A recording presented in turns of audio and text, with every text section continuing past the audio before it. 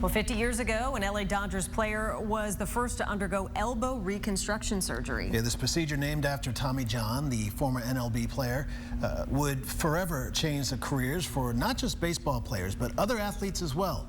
WVTM 13 sports director Ryan Hennessy recently spoke with a renowned doctor about what's known as Tommy John surgery. Joining me now, Dr. Jeff Dugas of Andrews Sports Medicine, orthopedic surgeon specializing in sports medicine. Thanks so much. A special year this year, the 50th anniversary of the Tommy John surgery. So much evolution, but just to start, tell me about this surgery and how special it's been for sports. Well, first, thanks for having me, Ryan. Yeah, 50 years ago, 1974, Tommy John underwent UCL reconstruction, now known as Tommy John surgery, where Dr. Frank Jobe at the Jobe Clinic out in Los Angeles took his elbow and put a tendon graft to make him a new ligament where he had torn his ulnar collateral ligament.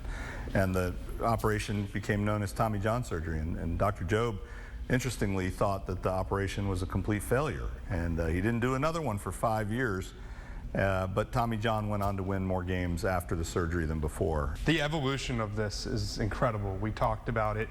There is another surgery that I want to talk about in a second. We're about to show the video. Tell me about this story of how you, tell me about what this is. So this is a repair with an internal brace. So the ligament you can see is the whitish tissue, a little pink underneath the tape.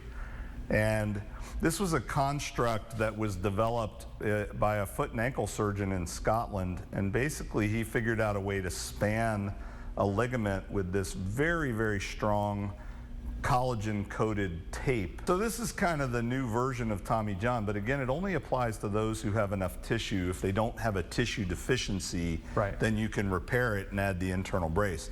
So we've had people all the way from junior high all the way through the major leagues, the NFL, Olympians, college athletes.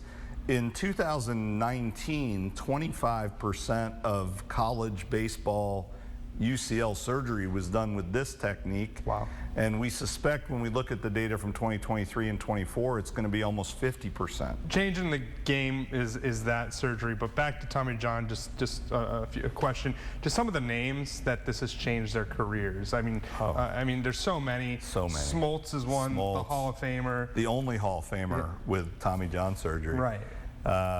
So many. I mean, at this point, there's some crazy statistic that Tommy John surgery last year reached almost $1 billion in time loss in Major League Baseball. Wow. Almost $1 billion, and so it's almost unheard of for somebody not to have it. Mariano Rivera had it done 20 years earlier than his Hall of Fame career. Right.